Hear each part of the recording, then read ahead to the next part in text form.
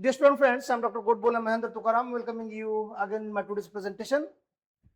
In this today's lecture, I am going to talk about the global tectonics and the special case of the formation of the Andes, how the Andes as a world's longest mountain, which is situated in the southern American coastal, especially the western coastal region. The first thing was the convergent plate boundary. The origin of the Andes mountain due to the collision between the Nazca plate as a dense plate or the Oceanic plate, which was collided on the buoyant or less dense western coastal of the Southern American plate, and it was created the world's longest mountain belt.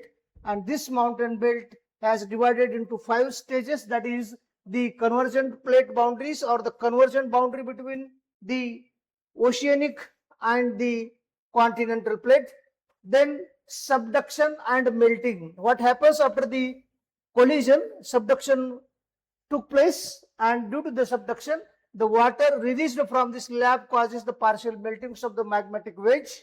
The third stage was also involved in the formation of the Andes mountain, that is a magma rise and the volcanoes. Numerous volcanoes we will see around the edge of that longest mountain belt, as well as the ring of fire is also associated with the same belt.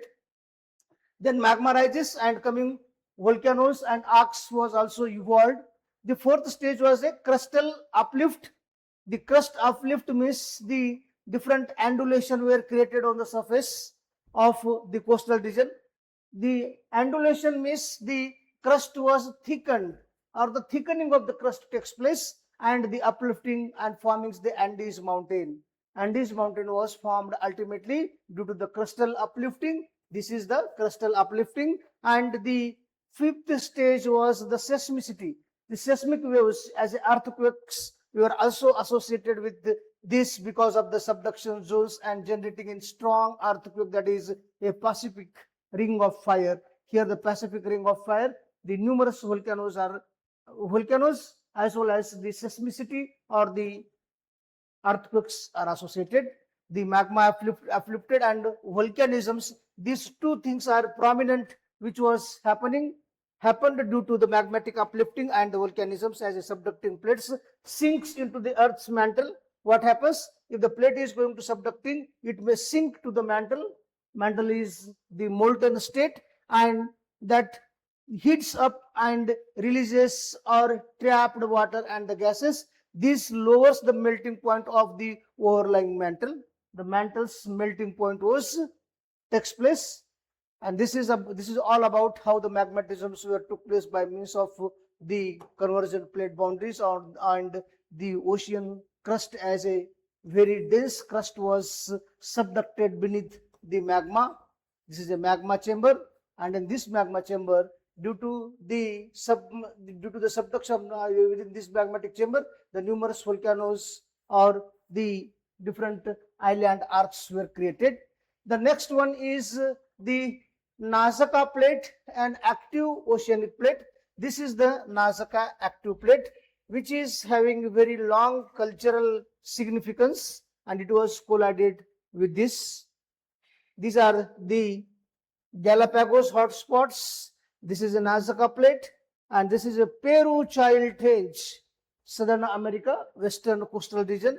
The Andes was a ocean and continent convergent, ocean, continent convergent, and associated numerous volcanoes. Himalaya is a different case. In this formation of the Himalaya, no oceanic plate was playing a significant role, only the continent as a Indian, and the Eurasian from the northern side, it is also the continent. Means that is a continent collision was takes place. Coming to the next aspect about this, the Andes as a global mineral wealth engine. Andes mountain is the global wealth engine because the different type of the ore bodies or the minerals are numerous in this region, like copper, silver, gold, titanium and zinc. These are the large deposit in the world which is associated with the primarily mined the Chile, Peru, and notable operations, as well as the silver as is also very prominent in Bolivia. The gold as a major productions, that the Andes terrain is the major productions of the Peru, as the Anacocha and the Chile, Colombia, Ecuador. This is the Chile is a very rich depository of the gold as well as the tin also. It was an extensively mined in the Bolivian tin belt, and often brooms a tourmaline is also associated with the same rock. And the zinc is also, it was very prominent, still it is very prominent in the same region. Along with this copper, silver, gold, tin and zinc, the coal, iron, industrial minerals, oil and gas is also very prominent. Its their mines are also very prominent in the region of the Chile, Peru and the Colombia. The iron is very prominent, it is very common. The next is the coal. It is also a substantial or an anthracites coal minings in the Colombia. Anthracite is a type of the coal, followed by the industrial minerals like boron, lithium, molybdenum. These are also the important minerals. And oil and gas in the eastern foothills of the sub-Andean basin salts and petroleum and the natural gases. These are also important resources which are available in the Andes terrains. Then Nazca plates, ocean floors, or the metalliferous deposits. That is numerous metalliferous deposits which are also associated as a Nazca plates spreads from in East Pacific or rise the hydrothermal activities.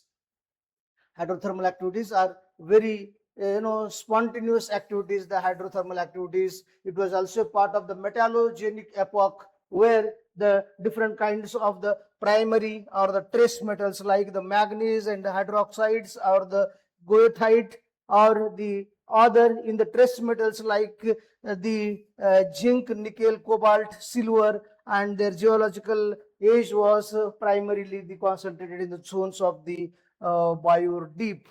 Those metallogenic epochs means the formation of the different lead, zinc, or the copper. It is known as the metallogenic epochs or the hydrothermal vent.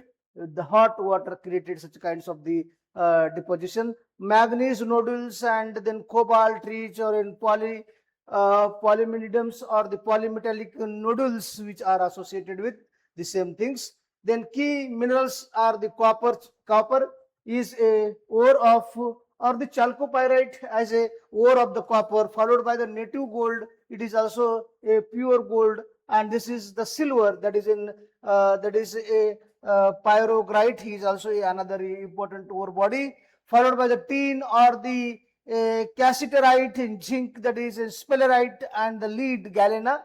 These are also the metallic minerals which are very prominent in these Andes regions. The Andes are in the Pacific Ring of the Fire. This is the Pacific Ring of Fire, where the different volcanoes are continuously erupting because of still the subduction between the Chile and the Southern American plate is on mode, and therefore it is having a numerous volcanoes, especially the active volcanoes.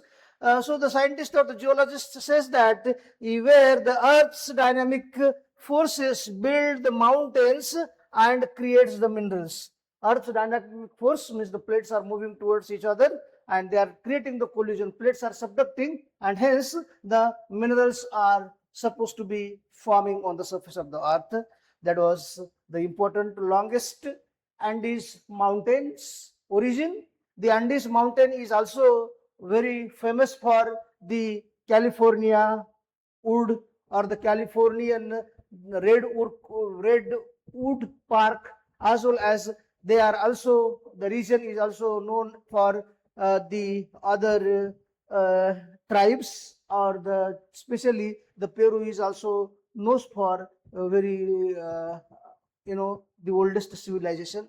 That was all about the Andes subduction or the Andes mountain. We will talk about the next case study of the Rockies of the Northern America in next lecture. Thank you.